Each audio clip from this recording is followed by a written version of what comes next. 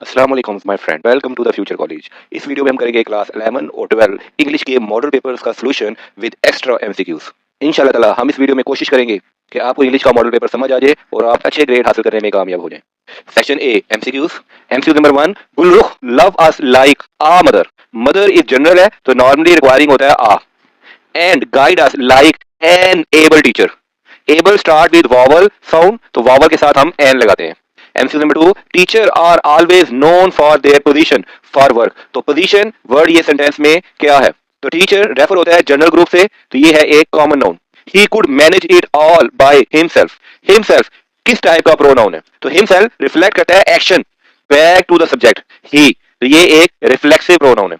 There was enough space in the apartment. Enough किस type का adjective है? तो इनफ स्पेसिफाई करता है द अमाउंट ऑफ स्पेस, ये एडजेक्टिव है of quantity. Why have you done all this? Underline word है why, तो why वर्ड मॉडिफाई करता है वर्ड को done, asking about the reason। तो जो why है हमारा ये इंटेरोगेटिव एडवर्ब है। Playing under such tough condition was not easy। Playing grammatically be termed as playing act as a gerund noun and the subject of the sentence। तो playing हम कहेंगे a verbal noun। I could not make out how to tackle that matter। The given sentence is a। This sentence contain one main clause and one subordinate clause। So this sentence is a complex sentence। She hoped that she will travel around the world someday। The sentence illustrates the use of। इस sentence में जो the clause है that she will travel, ये function as object of hopes, तो ये होगी noun clause। We stay in a house near to the canal। इसमें underline part है near to the canal, वो describe कर रहा है noun house को without verb, जिसे कहेंगे adjective phrase।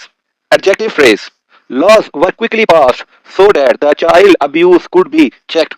Underline part of the sentence is the clause so that the child abuse could be checked explain the purpose of passing laws introduced by the subordinating conjunction so that the mark this make it an adverbial clause of purpose। तो option होगा adverbial clause।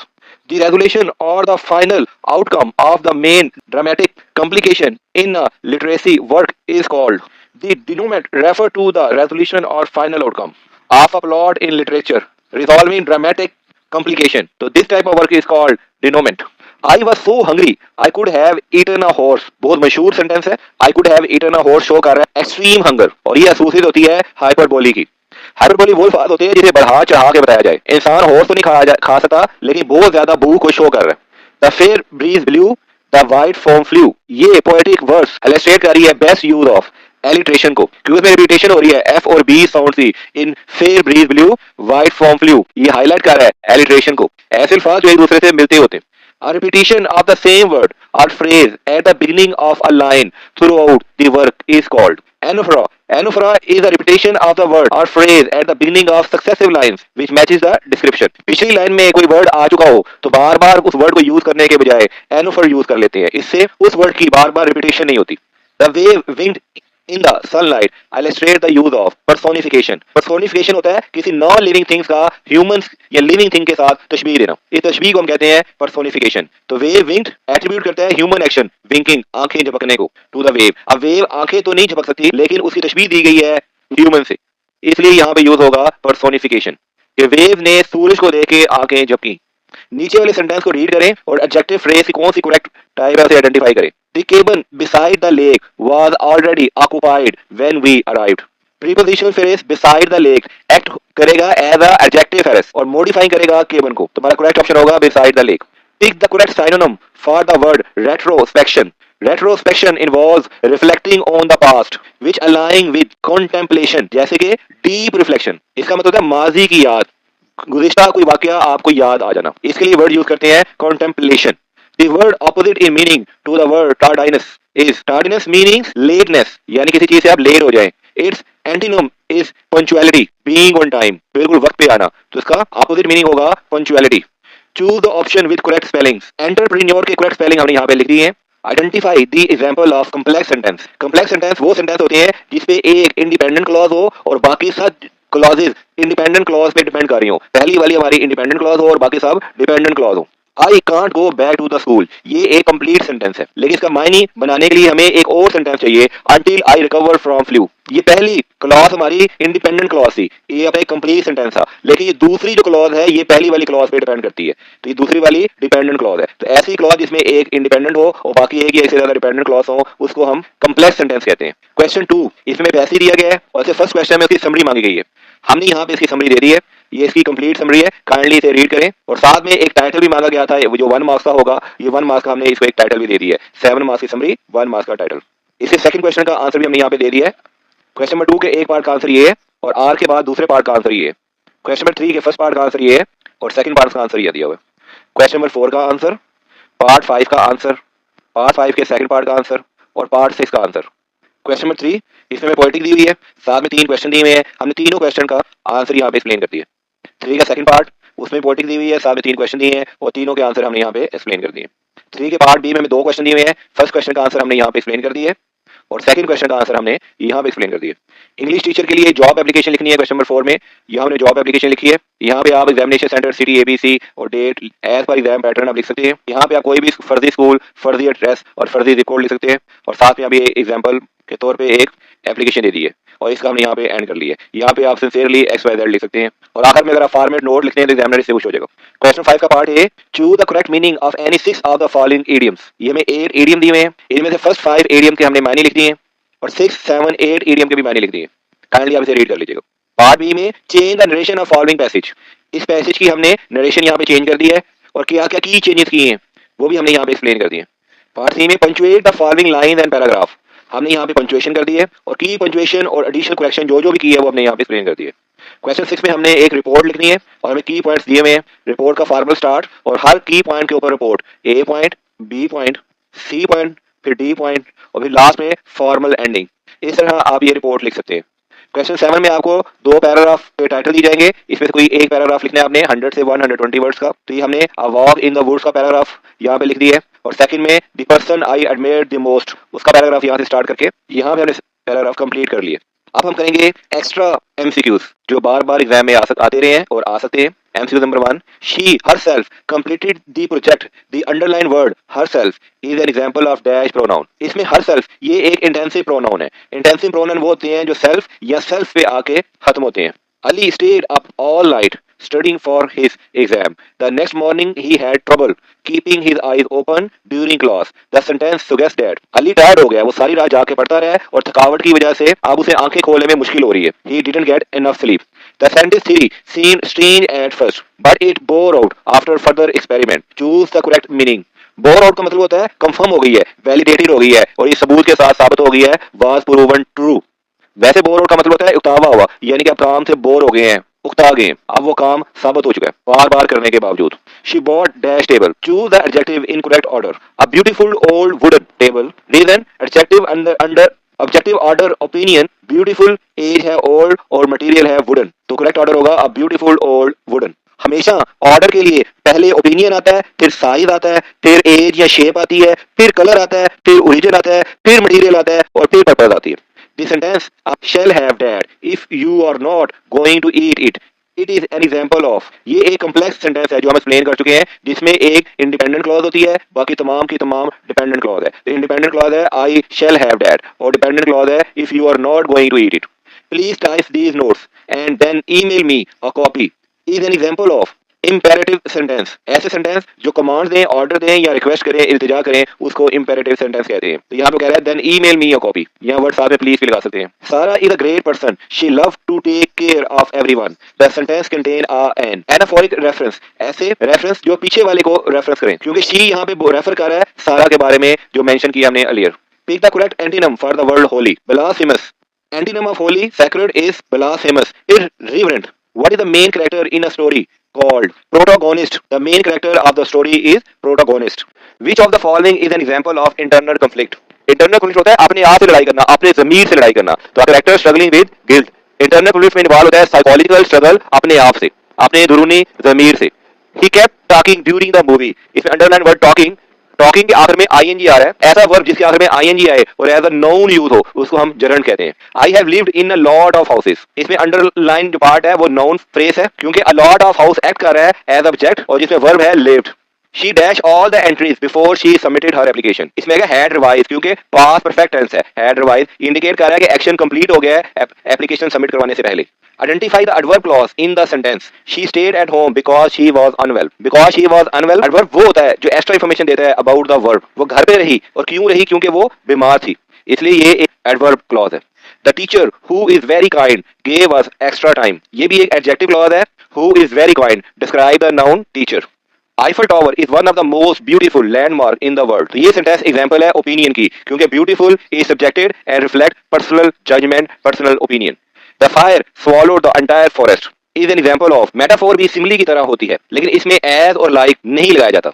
He is the black sheep of the family. ये भी एक metaphor है, तशबीह दे रहे हैं black sheep की तरह. Symbolize someone who stand out negatively. The White House issued a statement. Synecdoche. The White House represented the US government part of the whole. किसी एक पार्ट को as a whole represent करना Synecdoche कहलाता है. ये भी एक मेटाफोर है. Which of the following contain a transitive verb? Transitive verb. इसमें transitive verb है they bought a new car. Reason है bought एक transitive with car as a direct object. ये वो verb होते हैं जिसमें direct object यूज होते हैं.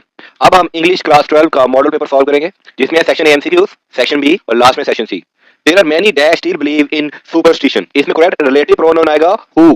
ऐसे बहुत से लोग हैं जो तोहमत पे आज भी बिलीव करते हैं तो यहाँ पे who as a relative pronoun use होगा. The blank refers to the people many and who is relative pronoun used for people. If the theme of a text is not limited to a particular culture but it is relevant to all times and places, it is said to have a universal appeal. ऐसी चीज जो limited ना हो, हदूद से तजावत करती हो, जो कल्चर और टेम्पोरल बाउंड्रीज सबको रेफर करती हो. Dash you take a taxi, you will still miss your plane. You take a taxi, you will still miss the plane. तो यहाँ आएगा even if introduce a hypothetical condition. Taking a taxi with an inevitable outcome, miss your plane. यानी कि आप किसी मफरूजे पे कोई बात कह देते जिसके आउटकम का कोई सबूत ना हो कि होगा कि नहीं होगा.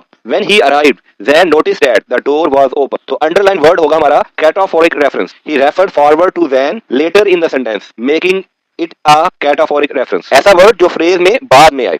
Unlike mammals, birds incubate their eggs outside their body. तो incubate का मतलब होता है hatch. Incubate means to keep eggs warm for hatching, aligning with hatch. जैसे मुर्गी अंडों पे बैठ जाती है उसको incubate कहते हैं for hatching. इनक्यूबेट का मतलब होता है गर्म रखना और मुर्गी अंडों को बैठ कर गर्म रखती है ताकि वो हैच हो सके. A traditional story, sometimes popularly regarded as historical but not authenticated, is termed as legend. Legend एक ऐसी अनवेरीफाइड स्टोरी होती है जो generation to generation pass down होती रहती है जैसे किंग आर्थर की स्टोरी जिनकी 100% ऑथेंटिकेशन का कोई सबूत नहीं होता कि 100% सच है या झूठ है. Kiran come homes after her interview, run to her bedroom and slams the door. You can infer that. तो हम इसे अंदाजा लगा सकते हैं her interview did not go well. Slamming the door में सुगेस्ट करता है frustration या गुस्सा anger. Indicate करता है dissatisfaction with interview outcome के साथ. यही गुस्सा है कि उसका इंटरव्यू अच्छा नहीं गया. The tourists were mesmerized to see the beauty of K2 and it was hard for them to take their eyes off it. जिसका मतलब है वो स्पेल बाउंड हो गए हैं, K2 के शहर में बहुत ज्यादा खो गए हैं, उन्हें K2 की ब्यूटी बहुत ज्यादा अच्छी लगी है. Mesmerized means captivated or entranced, synonym with spellbound. Being imperious, he expected everyone to obey him. तो appropriate word जो underline word को replace करेगा peremptory. Imperious meaning साम्राज्य, domineering. Peremptory implies commanding authority. तो दोनों एक दूसरे के synonym में. When the teacher was delivering his lecture, the students were all ears. तो all ear का मतलब है कि वो ध्यान से सुन रहे थे, listening carefully. कि टीचर लेक्चर दे रहा था, डिलीवर कर रहा था और स्टूडेंट ध्यान से listening कर रहे थे carefully. My village is situated on the east bank of dash Indus. Indus एक superlative degree है, proper noun है, जिसके साथ लगेगा the. The is used before specific geographical name like river, जैसे कि Indus River. Marty, the class clown, made everyone laugh with his funny gestures. The underlined part of the sentence is used as a positive phrase. The class noun renames Marty functioning as an appositive. एक ऐसा noun जो दूसरे noun को rename करता है, उसके बारे में बात करता है. Marty एक class का noun है और उसी को rename किया गया. Marty कोई दूसरा नाम हमने यहाँ पे class का noun दिया कि Marty class का जोकर है. One must always be aware of dash duties. The correct possessive form of the indefinite pronoun will be वो होगा once.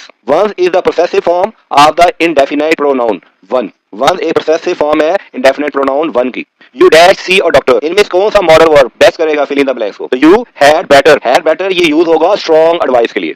They played well and won the game. The underlined verb are dash and dash respectively. तो पहला हमारा होगा transitive और दूसरा होगा intransitive. Intransitive में हमारा ऑब्जेक्ट नहीं होता और transitive में हमारा ऑब्जेक्ट होता है. Played के साथ हमारा कोई ऑब्जेक्ट नहीं है तो ये intransitive है और won के साथ गेम ऑब्जेक्ट है तो ये हमारा transitive है. After he had finish the work on time Ali went out for a walk. इनमें से कौन सा करेक्टली रिप्लेस करेगा अंडरलाइन पार्ट को? Having finish the work time ये रिप्लेस करेगा पास्ट परफेक्ट क्लॉज को। I will be able to get in although I have no ticket, तो इसमें अंडरलाइन पार्ट जो है वो एडवर्ब क्लॉज है। आपका वर्ब आपके एडवर्ब के बारे में एक्स्ट्रा इन्फॉर्मेशन दे रहा है। आप तभी अंदर जा सकते हो जबकि आपके पास टिकट नहीं होगी। Identify the ferrous exemplifying the most appropriate order of adjective। Standard order adjective का होता है ओपिनियन फिर एज फिर ओरिजिन। अगर ज्यादा हो तो ओपिनियन, साइज, एज या शेप, कलर, ओरिजिन, मटेरियल और फिर पर्पस। तो इस ऑर्डर के साथ आएगा an expensive new imported car. Which of the following sentence exemplify future perfect continuous tense? तो I will have been shopping since 3 p.m. Future perfect continuous tense का structure होता है will के साथ आता है have, फिर been और फिर आता है present participle।